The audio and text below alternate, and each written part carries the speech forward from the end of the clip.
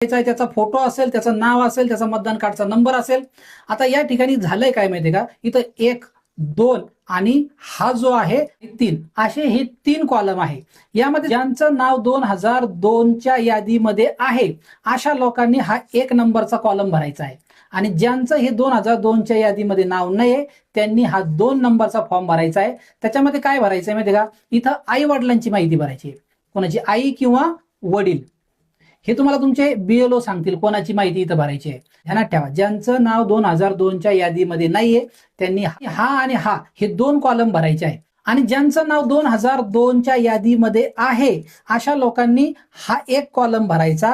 आणि काय करायचं माहितीये का, खाली तुमचं वाला जन्मतारीख टाकायची, आधार नंबर असला तुमच्याकडे असेल तर टाकू शकता, हा ऐच्छिक आहे.